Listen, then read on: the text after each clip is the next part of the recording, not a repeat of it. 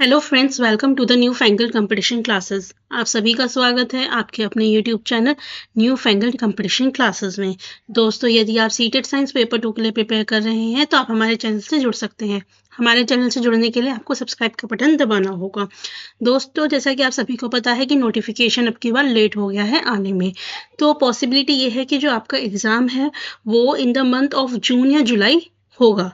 ठीक है, so you have enough time to prepare. हमारे चैनल पे ऑलरेडी मैंने कंटेंट का 60% टू 70% कवर करा दिया है।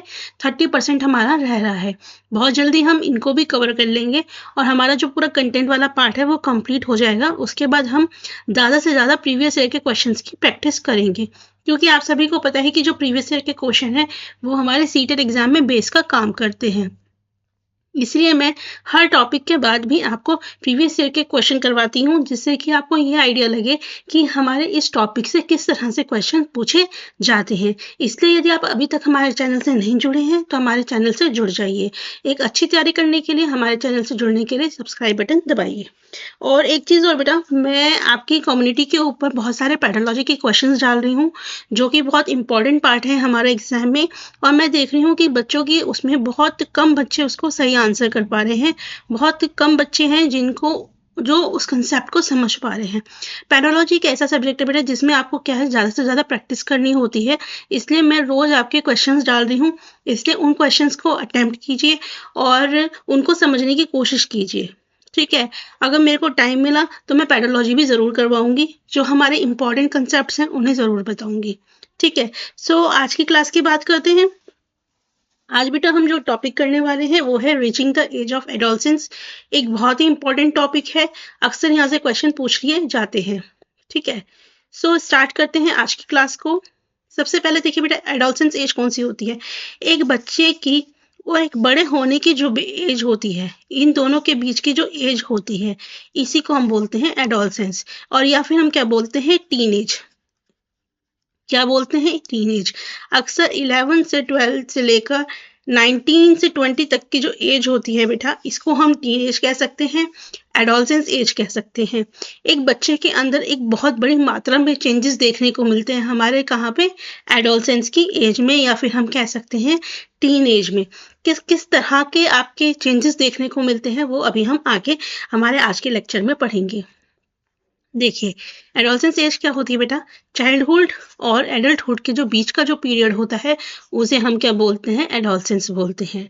जनरली ये 10 से 11 बार से स्टार्ट हो जाती है एडोलसेंस। और बेटा ये कहाँ तक रहती है, 18-19 साल तक आपकी रहती है। ठीक है, अब इस ड्यूरेशन में हमारे को बेटा क्या क्या चीज़ें देखने को मिलते हैं वो सभी हम इसके आज के लेक्चर में पढ़ेंगे। और साथ में हम पढ़ेंगे ग्लैंड्स के बारे में और कौन कौन से उनके हार्मोन सीक्रेट होते हैं उन सभी के बारे में। तो बेटा, लाइफ का वो पीरियड जब बॉडी के अंदर चेंजेस आते हैं, जिसमें हमारी क्या सबसे बड़ा चेंज क्या होता है कि जो बच्चा होता है उसके अंदर रिप्रोडक्टिव मैच्योरिटी आती है, यानी कि वो रिप्रोडक्शन करने के लिए काबिल बन जाता है। उसी एज को हम क्या बोलते हैं, एडोलसेंस की एज बोलते हैं। ये हमारी 11 साल से स्टार्ट होती है और 18-19 साल तक आपकी रहती है। इस एज को हम टीन एज भी बोलते हैं।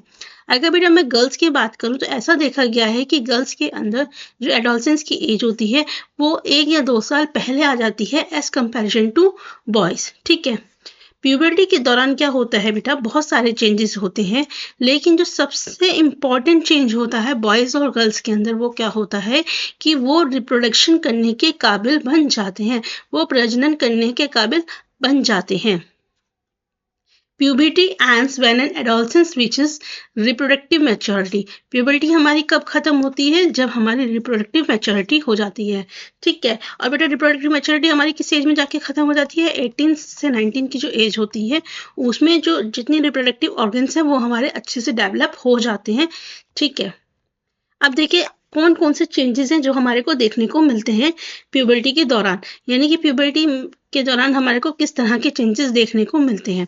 तो हमारे को 3 तरह के चेंजेस में देखने को मिलते हैं। पहला फिजिकल चेंजेस, दूसरा इमोशनल चेंजेस और तीसरा कॉग्निटिव चेंजेस। फिजिकल मतलब शारीरिक, इमोशन मतलब आपका इमोशनली, और कॉग्निटिव मतलब मानसिक तौर पर।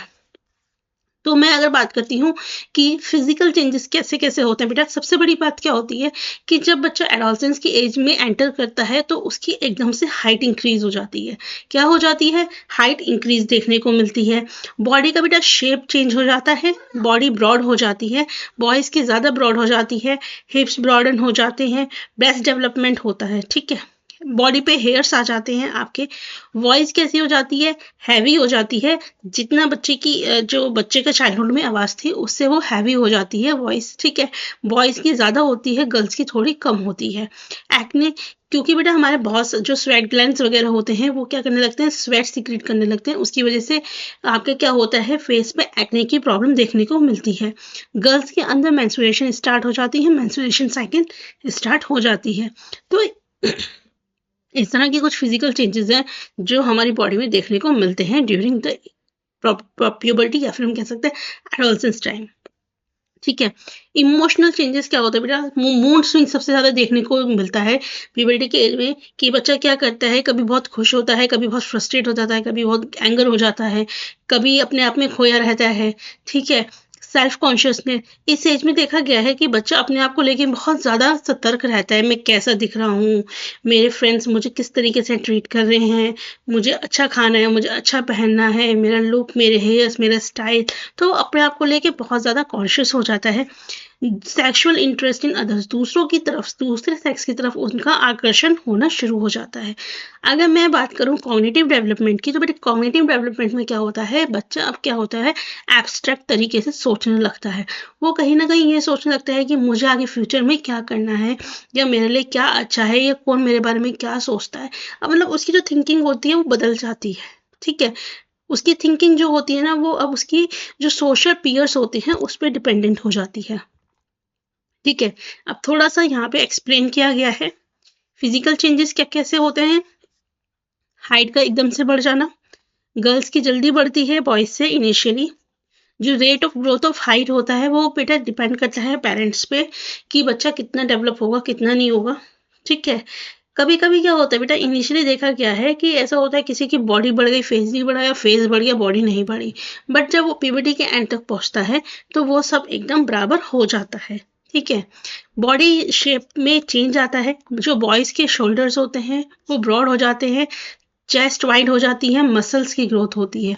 अगर गर्ल्स की बात करें तो बेटा जो वेस्ट के नीचे का रीजन होता है वो चौड़ा हो जाता है, मसल्स की ग्रोथ होती है, लेकिन बॉयज से कम।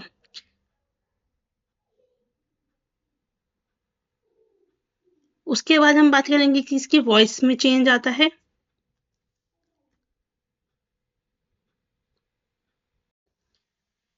बेसिकली क्या होता है कि जो आपका वॉइस बॉक्स होता है, या जिसे हम बोलते हैं लैरिंग्स, जहाँ से हमारी वॉइस निकलती है, वो ग्रो होना शुरू हो जाता है। बॉयज के अंदर ज़्यादा बड़ा वॉइस बॉक्स होता है, इसलिए उनकी जो आवाज़ होती है बेटा वो ज़्यादा भारी होती है, और गर्ल्स की जो पिच होती है वो हाई होती है, जबकि बॉयज़ की डीप वॉइस होती है। तो इस तरह के कुछ चेंजेस हमारे को देखने को मिलते हैं। और बेटा प्यूबर्टी के दौरान और क्या होता है कि हमारे जो स्वेट ग्लैंड्स होते हैं, या जो सिबेशियस ग्लैंड्स होते हैं जिसको हम ऑयल ग्लैंड्स कहते हैं, इनकी जो फंक्शनिंग है वो ज़्यादा बढ़ जाती है। इसलिए बहुत ज़्यादा क्या होता है कि बच्चों को बहुत ज़्यादा ऑयल ऑयल आता है, स्वेट आता है, जिसकी वजह से उनके फेसेस पे एक्ने और पिंपल्स देखने को मिलते हैं, ठीक है। फिर वो क्या होता है बेटा, सबसे इम्पोर्टेंट चेंज क्या होता है कि जो हमारे सेक्स ऑर्गन्स होते हैं उनका डेवलपमेंट होता है। जो मेल सेक्स ऑर्गन होता है यानी कि टेस्टिस वगैरह, इनका डेवलपमेंट होता है। टेस्टिस क्या प्रोड्यूस करना स्टार्ट करते हैं, स्पर्म, जो कि रिप्रोडक्शन में सबसे इम्पॉर्टेंट है। गर्ल्स के अंदर ओवरीज बड़ी हो जाती हैं, एग्स जो होता है वो मैच्योर होना शुरू हो जाता है।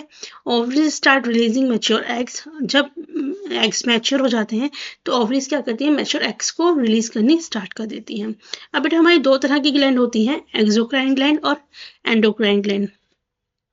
एक्सोक्राइन ग्लैंड क्या होती हैं, एक्सोक्राइन ग्लैंड वो ग्लैंड होती हैं जो कि आपके क्या होते हैं बेटा, एक डक्ट के माध्यम से, एक पाइप के माध्यम से अपने जो हार्मोन्स वगैरह होते हैं उसे सिक्रीट करती है, जैसे sweat gland, oil gland, salivary gland और पेनक्रियास। लेकिन एंडोक्राइन ग्लैंड कैसी ग्लैंड होती है, ये डक्टलेस ग्लैंड होती है, यानी कि ये अपने जो हार्मोन्स होते हैं वो क्या करती है, सीधा ब्लड के अंदर आपकी टारगेट एरिया के ऊपर जाके वहां पर सिक्रीट करती है, जैसे पिट्यूटरी, एड्रिनल, थायराइड ग्लैंड्स। सो अभी तक हमने जो बात करी दिस आर जो प्राइमरी करेक्टरिस्टिक्स जो चेंज होती हैं। अब हम बात करेंगे सेकेंडरी सेक्सुअल करेक्टर्स की। सेकेंडरी सेक्सुअल करेक्टरिस्टिक्स जो होती हैं बेटा, वे फिजिकल ट्रेट्स होते हैं जो क्या करते हैं, डिस्टिंग्विश करते हैं आपके किसी भी सेक्सेस को। यानी कि सेकेंडरी करेक्टरिस्टिक्स वो होती हैं, सेकेंडरी सेक्सुअल करेक्टरिस्टिक्स जो हमें ये बताती हैं कि ये बॉय है, ये गर्ल है। प्राइमरी कौन सी होती हैं, जो हमारे बॉडी के अंदर होती हैं, जिनको हम डिस्टिंग्विश नहीं कर सकते बाहर से देख के। लेकिन सेकेंडरी वो होती हैं जो हम बाहर से ही देख के बता देंगे कि ये बॉय है या फिर ये गर्ल है। ठीक है, ये जो सेकेंडरी सेक्सुअल करेक्टरिस्टिक्स होती हैं बेटा, ये हमारे रिप्रोडक्शन में इन्वॉल्व नहीं होती, डायरेक्टली इन्वॉल्व नहीं होती प्राइमरी की तरह। अगर मैं बात करती हूँ फीमेल्स में बेटा सेकेंडरी सेक्सुअल करेक्टरिस्टिक्स में क्या आता है, ब्रेस्ट होती है, राउंड हिप्स होते हैं, हेड बड़ा हो जाता है, menstrual cycle, increase body fat composition. Males के अंदर क्या होता है, फेशियल और चेस्ट हेयर्स आते हैं, बॉडी हेयर्स में बड़ा आपके दिखाई देते हैं। एडम का एप्पल यानी कि जो आपका गले का हिस्सा है, लैरिंक्स वॉइस बॉक्स है, वो बढ़ जाता है, वॉइस गहरी हो जाती है, आपके क्या बोलते हैं, दाढ़ी मूंछ वगैरह आने लगती है। ठीक है, लास्ट टेस्टाइल्स हो जाते हैं। So these are the secondary sexual characteristics जो हमारे को देखने को मिलते हैं। ठीक है, अब हम बात करेंगे सबसे इंपॉर्टेंट चीज हॉर्मोन्स की, कि मेल्स और फीमेल्स के द्वारा प्यूबर्टी के दौरान कौन से हॉर्मोन्स को रिलीज किया जाता है।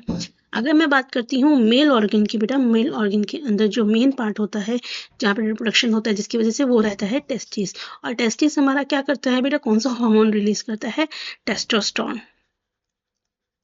ठीक है, उसी की तरह बेटा क्या होता है, फीमेल के अंदर क्या होते हैं, ओवरीज होती हैं जो कौन सा हार्मोन आपका सीक्रेट करती हैं, एक एस्ट्रोजन और एक होता है प्रोजेस्टेरोन। ठीक है, एस्ट्रोजन हमारा क्या करता है, मेंस्ट्रुएशन साइकिल को रेगुलेट करता है, बॉडी फंक्शन को रेगुलेट करता है, और प्रोजेस्टेरोन क्या करता है, हमारी जो प्रेगनेंसी होती है उसको मेंटेन करता है। और इन दोनों हार्मोन्स को कंट्रोल करने का काम कौन करती है, हमारी मास्टर ग्लैंड, जिसको हम बोलते हैं क्या, पिट्यूटरी ग्लैंड। कब कौन सा हार्मोन रिलीज होगा, क्या होगा, ये सब किसके कंट्रोल में होता है बेटा, पिट्यूटरी ग्लैंड के कंट्रोल में होता है। तो अगर आपसे पूछा जाए मास्टर ग्लैंड कौन सी है, that is your pituitary gland. ठीक है, देखिए फंक्शनिंग कैसे होती है इनकी। जो हॉर्मोन्स होता है पिट्यूटरी से, वो क्या करता है, टेस्टिस को और ओवरीज को कहता है कि वो टेस्टोस्टेरोन मेल में और एस्ट्रोजन फीमेल के अंदर क्या करे, रिलीज करे। तो वो क्या करते हैं, आपकी ये जो टेस्टिस और ओवरीज होती हैं, यह क्या करती हैं, अपने जो हार्मोन्स होती हैं उन्हें ब्लड के अंदर रिलीज करती हैं और जो टारगेट साइट तक पहुंचाती हैं। इसकी वजह से क्या होता है कि जब बच्चा हमारे प्यूबर्टी की एज में पहुंचता है तो हम उनको उनकी बॉडी के अंदर चेंजेस देखने को मिलते हैं। ठीक है, देखिए क्या होता है बेटा, यहाँ पे एक साइकिल से समझाया गया है। हाइपोथैलेमस, हाइपोथैलेमस क्या है, आपका पार्ट होता है एक ब्रेन का, जो किसको कंट्रोल करता है, आपके पिट्यूटरी ग्लैंड को। ठीक है, हाइपोथैलेमस एक पार्ट होता है ब्रेन का जो किसको कंट्रोल करता है, पिट्यूटरी ग्लैंड को। अभी पिट्यूटरी ग्लैंड क्या करती है, एक तो आपका ग्रोथ हार्मोन रिलीज करती है, ठीक है, और बाकी के हार्मोन रिलीज करती है। बाकी इन सबको इनको क्या बताती है, टेस्टिस को, ओवरीज को, कि आपको कब कौन सा हार्मोन रिलीज करना है। देखिए जो हमारे बॉडी के अंदर चेंजेस आते हैं ना, वो इन्हीं हार्मोन्स की वजह से आते हैं। बॉयज के अंदर टेस्टोस्टेरोन की वजह से और फीमेल्स के अंदर एस्ट्रोजन की वजह से, जो आपको देखने को मिलती हैं। ठीक है, अब देखिए क्या होता है, वही चीज मैंने बताया बेटा। रिप्रोडक्टिव फेज के अंदर क्या होता है, जो गैमेट्स, मैच्योर गैमेट्स होते हैं बेटा, गोनाड्स के द्वारा क्या होते हैं, रिलीज किए जाते हैं। मेल गोनाड कौन सा होता है, टेस्टिस, और उससे क्या निकलता है, स्पर्म। फीमेल गोनाड क्या होता है, ओवरी, जिससे क्या निकलता है, ओवम। ठीक है, अब देखिए बेटा, जो मेनार्क मतलब वो एज जब हमारी मेंस्ट्रुएशन साइकिल क्या होती है, स्टार्ट होती है। क्या होती है, मेंस्ट्रुएशन साइकिल आपकी स्टार्ट होती है, उसे हम क्या बोलते हैं, मेनार्क बोलते हैं। और आपकी बेटा ये 11 से 12 एज में स्टार्ट हो जाती है। ठीक है, 12 से 50 तक ये चलती है, और फिर 50 ईयर में जाके और डेथ तक ये क्या होती है, बंद हो जाती है, साइकिल अपने आप ही ये बंद हो जाती है। इसको क्या बोलते हैं, मेनोपॉज बोलते हैं। अब ये मेंस्ट्रुएशन साइकिल बेसिकली होता क्या है, जो बहुत सारे लोग नहीं समझ पाते। देखिए क्या होता है, जब कोई गर्ल बेबी पैदा होती है तो उसमें क्या होता है, लैक्स ऑफ एग्स या थाउजेंड्स ऑफ एग्स होते हैं। ठीक है, एग के साथ। जब वो प्यूबर्टी की एज में पहुंचती है तो क्या होते हैं, ये जो एग्स होते हैं ये मैच्योर होने शुरू हो जाते हैं। तो क्या होता है बेटा, जो ओवरीज होती हैं, दिस आर योर ओवरीज, यहाँ पे हमारे क्या होते हैं, एग्स होते हैं। अब ये हर महीने क्या करती हैं, कोई भी एक ओवरी, या तो ये या फिर ये क्या करती है, एक मैच्योर एग को रिलीज करती है। क्या करती है, मैच्योर एग को रिलीज करती है। और वो जो एग होता है बेटा यहाँ पे फैलोपियन ट्यूब में आके रुक जाता है। क्या होता है, फैलोपियन ट्यूब में आके रुक जाता है। इसी दौरान क्या होता है बेटा, आपकी जो ये आपका यूट्रस होता है यहाँ पर, तो ये क्या करता है, ये मोटा होने स्टार्ट हो जाता है, थिक हो जाता है। सो दैट आपका अगर यहाँ पे फर्टिलाइजेशन होता है तो ये इसमें जाके क्या होता है, एम्बेड हो जाता है, और जो बेबी होता है उसको सारे न्यूट्रिएंट्स प्रोवाइड करे जाते हैं। देखिए अब क्या होगा, ये आपकी थिक हो गई, ठीक है, वॉल थिक हो गई, ठीक है, ब्लड वेसल्स की बनी हुई है। ये किसकी बनी हुई है, ब्लड वेसल्स की। किसकी बनी हुई है, ब्लड वेसल्स की, जिसके माध्यम से क्या सारे न्यूट्रिएंट्स किसको दिए जाते हैं, बेबी को दिए जाते हैं। अब क्या हुआ, इंटरकॉर्स के दौरान यदि ये एग फर्टिलाइज हो गया, यदि ये एग क्या हो गया, फर्टिलाइज हो गया, तो क्या होगा, ये यहाँ पे जाके एम्बेड हो जाएगा, यूट्रस की वॉल में जाके एम्बेड हो जाएगा, ठीक है। और उसके बाद क्या होगा, यहाँ पे एक डेवलपमेंट स्टार्ट हो जाएगा बच्चे होने का।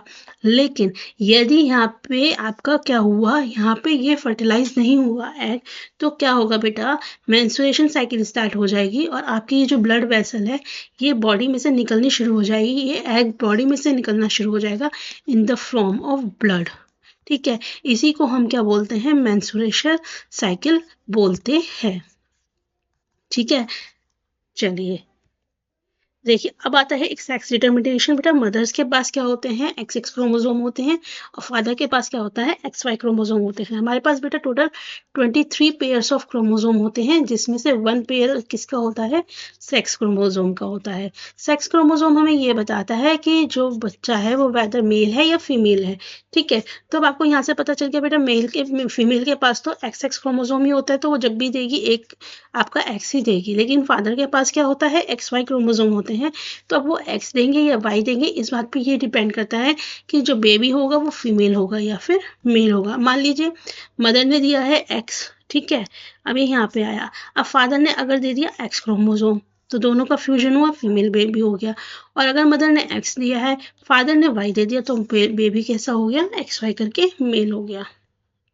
अब यहाँ से देखिए बहुत इंपॉर्टेंट है, इसे अच्छे से याद कीजिए, बहुत ज़्यादा क्वेश्चन यहीं से आपको देखने को मिलते हैं बेटा।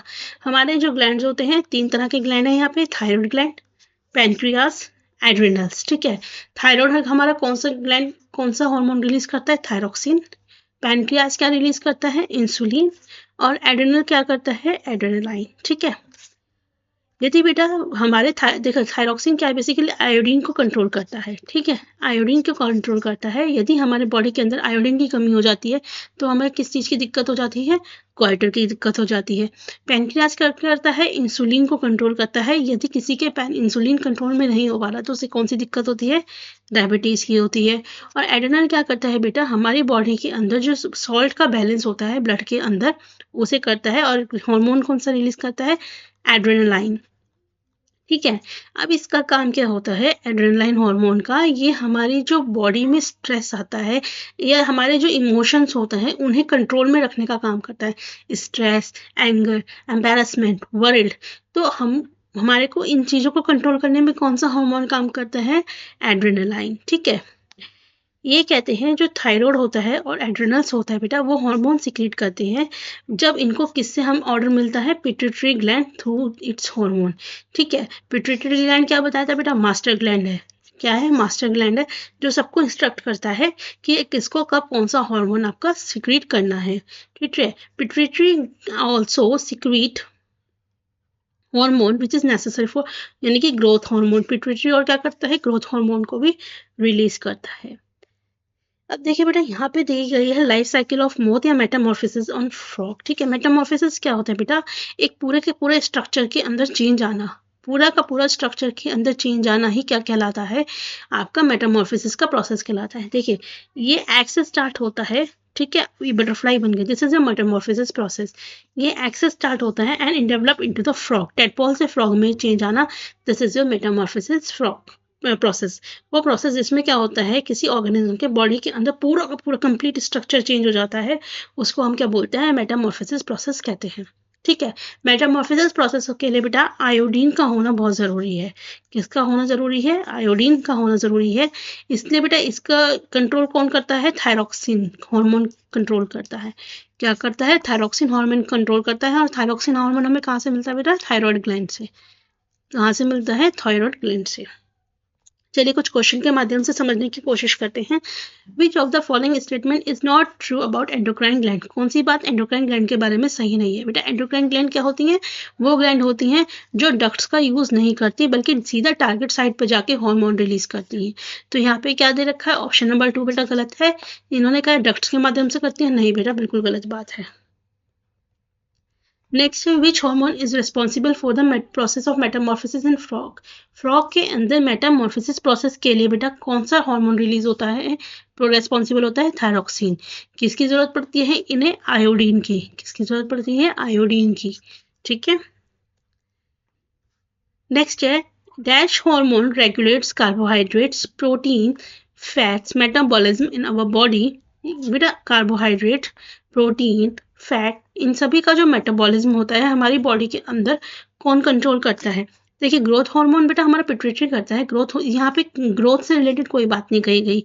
ठीक है, इंसुलिन, डायबिटीज से रिलेटेड कोई बात नहीं गई, ना स्ट्रेस से रिलेटेड। तो बेटा कौन सा बेटा, बेटा थायरॉक्सिन। क्या बेटा, थायरॉक्सिन। और थायरॉक्सिन किसके द्वारा सीक्रेट होता है बेटा, थायराइड ग्लैंड के द्वारा।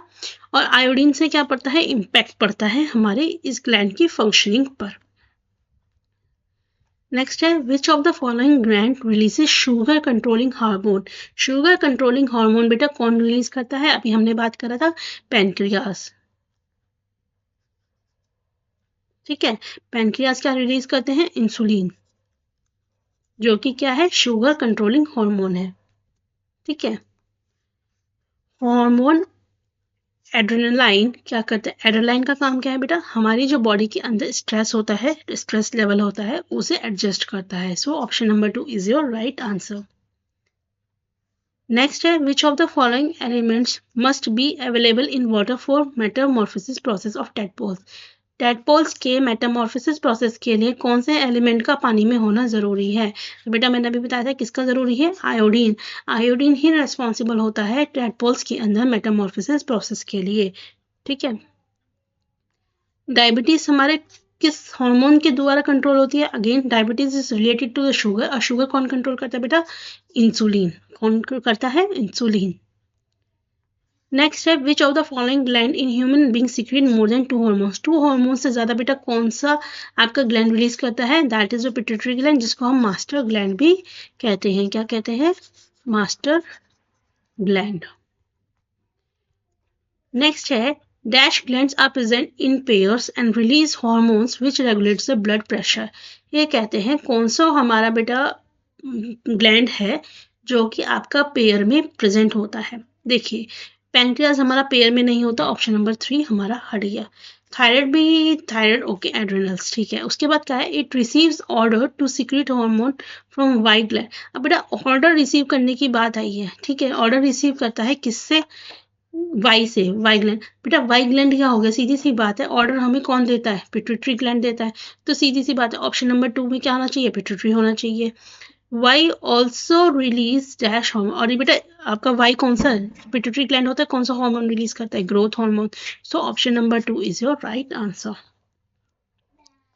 इन human beings A is an exocrine as well as endocrine gland. ये कहते हैं बेटा ह्यूमन बींग्स के अंदर एक ए है जो एक्सोक्राइन ग्लैंड भी है और एंडोक्राइन ग्लैंड भी है और प्रोड्यूस करता है बी हार्मोन। तो बेटा याद रखिएगा एक ऐसी ग्लैंड जो एक्सोक्राइन भी है और एंडोक्राइन भी है, वो है आपकी सिर्फ और सिर्फ पैनक्रियास। और पैनक्रियास कौन सा रिलीज करती है, इंसुलिन। और इसकी कमी की वजह से क्या होता है, डायबिटीज की प्रॉब्लम हो जाती है। नेक्स्ट क्वेश्चन है a is called master gland. Master gland बेटा कौन सी होती है हमारी, दैट इज योर पिट्यूटरी। कौन सी होती है, पिट्यूटरी। ये कंट्रोल करती है आपकी secretion of hormones from B, C, thyroid and adrenal glands. Okay, as it controls, ये बेटा जो मास्टर ग्लैंड हमारी है पिट्यूटरी, ये किस किसके सिक्रीशन को कंट्रोल करती है, थायराइड और एड्रेनल ऑलरेडी दे रखा है, और किसके करती है, ओवरीज और टेस्टिस ठीक है। और ये हमारी मास्टर ग्लैंड और क्या सिक्रीट करती है बेटा, ग्रोथ हार्मोन। ठीक है, तो बेटा option number 4 is your right answer. Next है which of the following glands occur in pairs in human beings. Human beings में बेटा कौन से पेयर में होते हैं, एक तो आपका एड्रेनल ग्लैंड और एक होता है थायराइड ग्लैंड। ठीक है, पैनक्रियाज आपका पेयर में नहीं होता बेटा, ना पिट्यूटरी होता, तो इसलिए ये ऑप्शन हट गए। नेक्स्ट है in humans the production of male hormone. Male hormone क्या होता है, टेस्टोस्टेरोन। फीमेल हार्मोन क्या होता है बेटा, एस्ट्रोजन। ठीक है, under the control of another hormone, कौन से हार्मोन के कंट्रोल में होता है, pituitary, that is option number 3। ठीक है, so guys this is all, हमारे क्वेश्चंस इससे रिलेटेड हमें कवर कर लिए हैं। अगर आपको वीडियो अच्छी लगे तो लाइक सब्सक्राइब शेयर जरूर कीजिएगा। मिलेंगे नेक्स्ट वीडियो में नेक्स्ट लेक्चर के साथ। Thank you.